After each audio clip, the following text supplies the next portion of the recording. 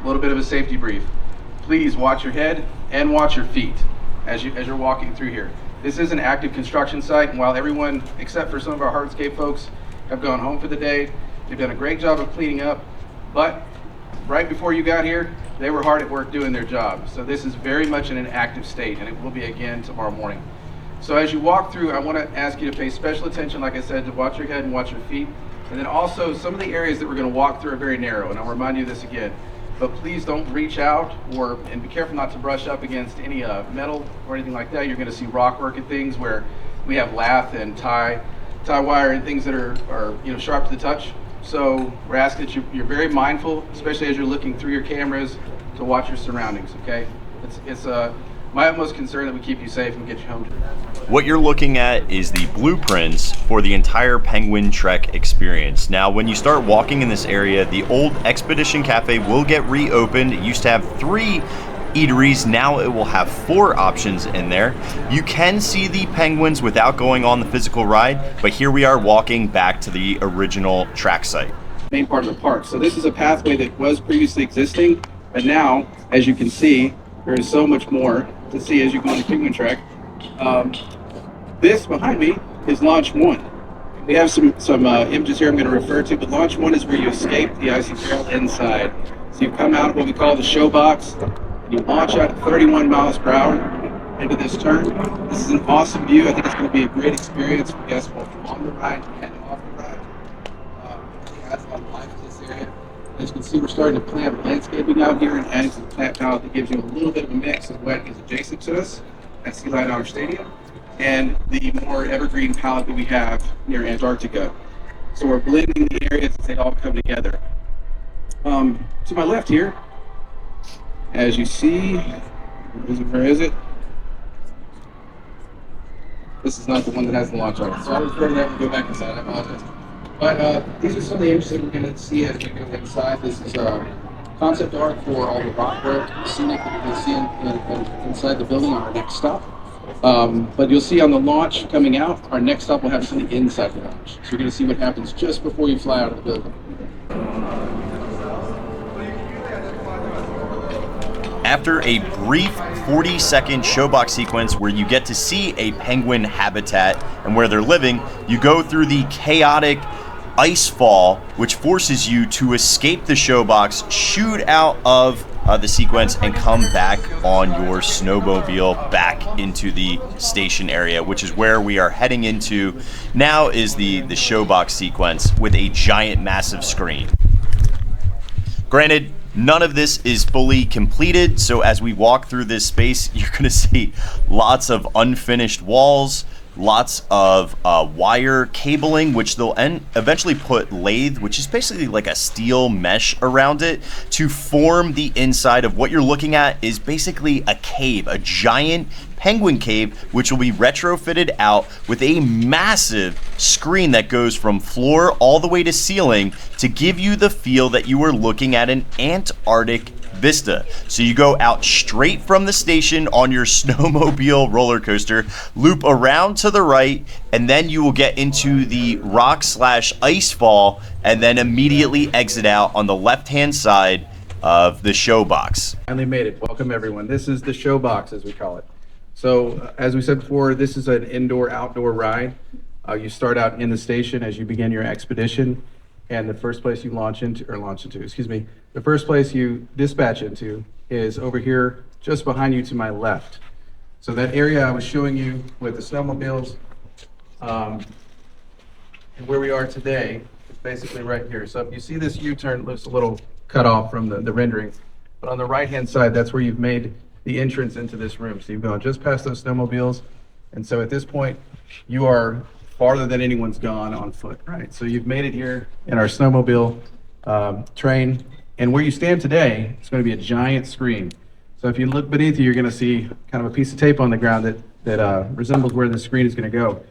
So this screen is nearly floor to ceiling. It is massive, and so the view that you see as you come around that corner gives you a huge vista view. So you've been inside of a rock tunnel, and you come out, and you see this huge opening in the rock, and you're looking out into the ice, and you see the horizon and the penguins, and it's a beautiful view of the natural environment of the penguins. Now, this is where it gets a little scary. So as you see right here where I'm pointing to the lower right, as you made that turn, things start getting a little treacherous. And so you'll see warnings of falling ice, and the ice is looking a little bit unsteady and uncertain. And so you'll go into a little bit of a quick dive and turn into this dark area, and you'll come back around into a quick escape to where you're getting into a narrowing tunnel, and you're seeing things get scarier and scarier and scarier until you launch right out. And so it's a really cool environment where we've come around the corner, we're seeing the penguins in what really appears to be real life, and we're coming around. We've made a dark journey into the cave, and we've come out and launched safely and had a great time all the way back to the station where we re-enter the research station here at Sea Station Antarctica. And then we exit out, and you'll have an opportunity to see the penguins in their natural environment here at our exhibit. At this point that we headed over some scaffoldings, we had to go up some rickety stairs and go over a piece of scaffolding which went over the dive section of the track. So when we hit this is that kind of in the show box little tiny hill that curves us around at just before we launch out of the show box. So we're gonna head on over here to where the station is located and check that out. On your right side, there are some delineator cones with bars there. Just to make sure you do not lean on those. Stay on the ramp as we go down. So there's the train back there. You can see it there, right there.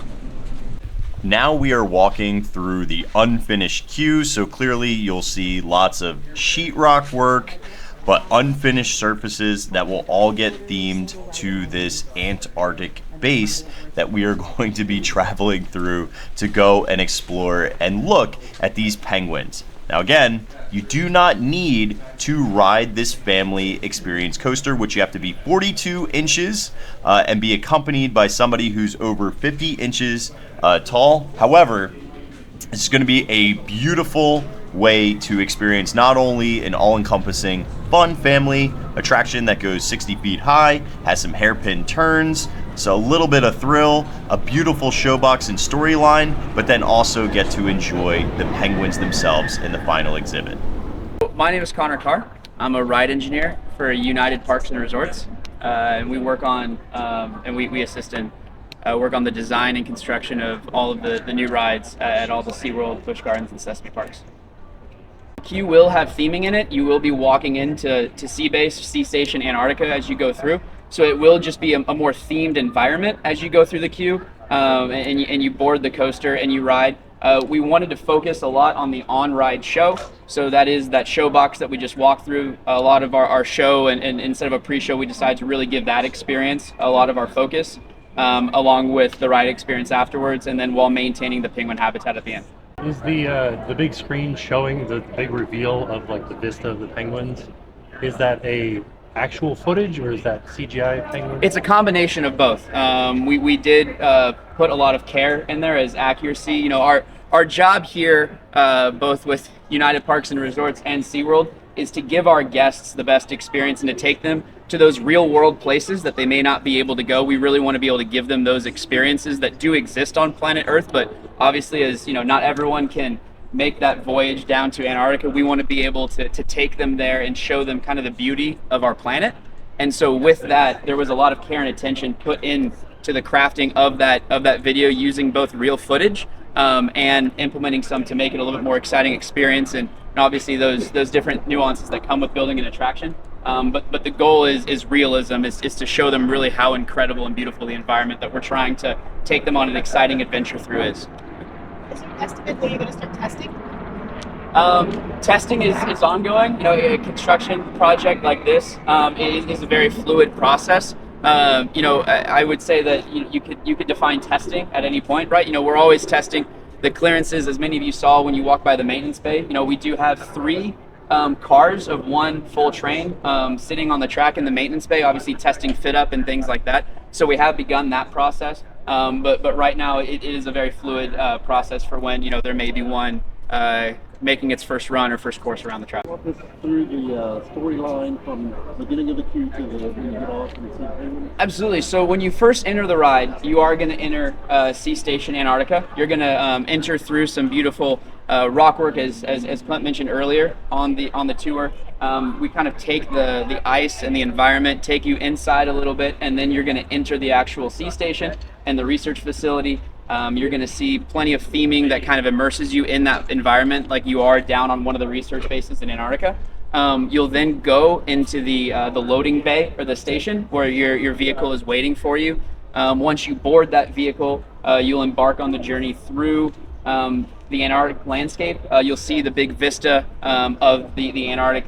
As you go through there will be some fun surprises as far as the falling ice. The ice will break away from you. You're gonna take a dive through the ice, around a bank turn, and then as the ice is enclosing on you through a tunnel, you'll launch out of the building and out of the cave, where you'll then make it onto the course outside. You'll go through so many really fun twists and turns around the ride.